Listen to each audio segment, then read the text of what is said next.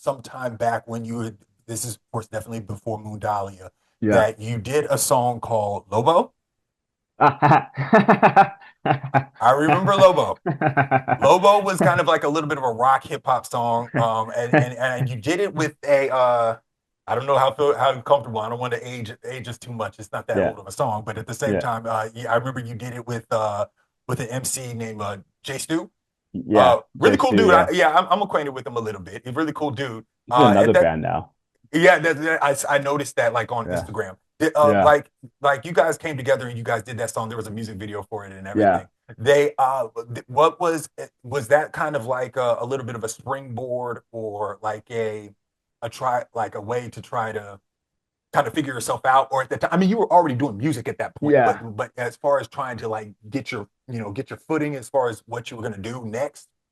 No, that was a joke song because it's like it's an inside joke between my wife and I. But at that time, I just like the old band I was in, the Ocean and I, we were kind of dissolving, and we just ran its course, and everyone started to do their own thing, which I was cool, which I was happy for. Like the drummer went on to do their guitar and all this stuff. Right. But the song Lobo came about because my wife was watching this show called Super Monsters back in the day on Netflix, and like for me, whenever people try to learn languages, I used to be an English teacher, like most people.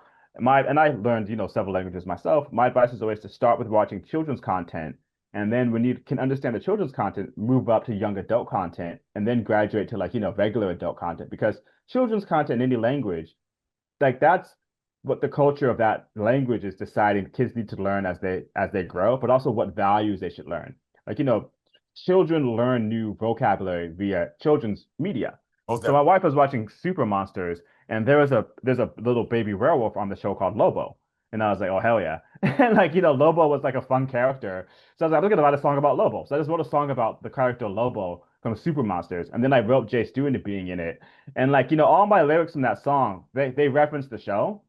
So like they don't make any sense outside the context of like the Super Monsters show on Netflix. But Jay Stu, I don't think he knew what Super Monsters was. So he just wrote about like he kind of referenced me and the idea of being a wolf in the song. So like I love that song. Like I hadn't heard it in a while, but like, I produced the beat and everything too, and I roped him into being in the video, and then his friend shot it for us. But yeah, it's an inside joke to my wife and I.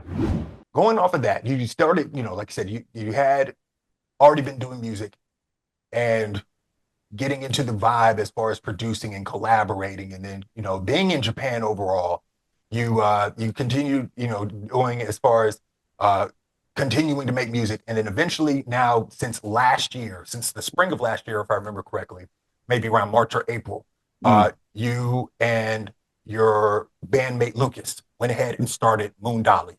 Yeah, that's true. So Luca and I, we started it, I think, in the end. So we started in September of 2024, but we didn't do our first release until, as you said, I think like March last year. So that was when everyone else we got to make our debut. But yeah, you're correct. Luca and I started Moondahlia. So how did you and Luca meet? So again, I think I referenced I used to teach English and I was working at A Cairo. And like when I was working at A Cairo, a lot of other musicians would be working there, and Luca was one of them. So he and I met like in the mid 2010s at this A Cairo, like they had a couple of different branches. He worked at one branch, I worked at another one. And Yeah. like so many of our friends from that A Cairo school have gone on to do musical projects. Like we have another friend named Jojo who's like a singer in the band Nabla Nine right now.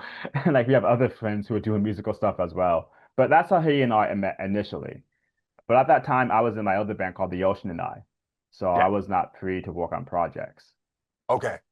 So the is Luca's more of he seems like he's kind of more of a instrumentalist in terms of like strings or something Yeah. like that. Is that pretty much his background? Yeah, so Luca comes from like a prog metal and then like a post-hardcore, well, more I would say more prog metal and then like a metal background and playing bass. And like he is probably in my life probably like one of like the top three bass players I've met in the sense that like obviously he has technical skill, but like the way that he conceptualizes and thinks about the bass and writes parts for the bass and he understands, space and restraint. Like I'm so happy he's in the band with me, but he was the one that would always suggest that we collab on stuff. Because like after my band, the Ocean and I kind of went away, then I jumped into the Nayokenza project for a while. And then I was always collaborating with my other best friend, Bina, on vocals. And then Bina and I decided to do a project called Jupiter Garden. And Luca, he interviewed us on his podcast he was starting. But then Bina actually ended up having a child. So we were on maternity leave. I'm like, yeah, have a kid, do what you want to do. And then meantime, in between time, Luca was like, he approached me again, like, hey, like, do you want to try something? Like, you can make the beats, I can, provide bass. And that's when we were like, yeah, you know what? Let's go ahead and make this work. Let's try this. And then I finally had time. And Luca hit me again. He's like, hey, mate, like, do you want to work on some music? Like, I'll do the bass. You can provide like, the other the other instrumentation. And yeah, the stars aligned and we said, sure. We started working on stuff. And I didn't think that the two of us would be enough. So we added like we were like, all right, let's find one more instrumentalist then. Like, and then actually, no. I did vocals after that. So I was like, I'll do some vocals. We put out two singles with my vocals on them. And then like the reception was like the music is good, but the vocals are kind of meh.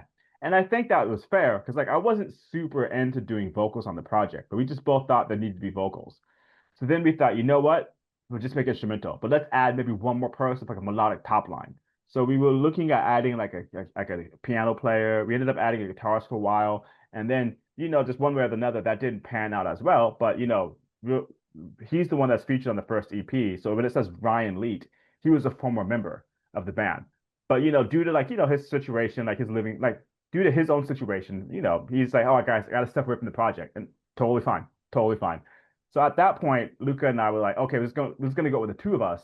And I think, that was probably what needed to happen, but we had to reach that process. We had to reach that process for us to have, I guess, confidence in ourselves, the two of us, because we both come from backgrounds where, vocals take the stage. Like we were inspired and wanted to do stuff by projects like New Jabez or Krongbing. But him and I, him coming from like prog metal and me coming from like new metal and screamo and also hip hop, those are very much vocal led projects.